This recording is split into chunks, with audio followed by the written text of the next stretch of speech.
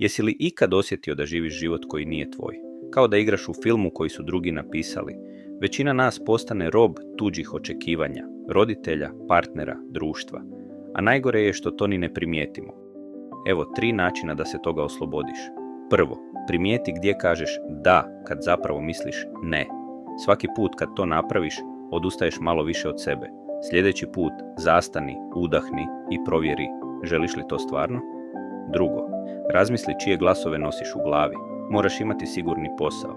Ne smiješ pogriješiti, to nisu tvoja uvjerenja, to su eho drugih ljudi. Kad ih prepoznaš, njihova moć nestaje. Treće, počni raditi male stvari koje su iskreno tvoje.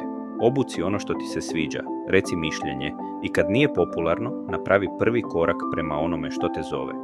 Sloboda počinje u sitnicama. Na kraju dana, zapamti ovo. Svi će imati mišljenje o tvom životu, ali samo ti ćeš morati živjeti njegove posljedice.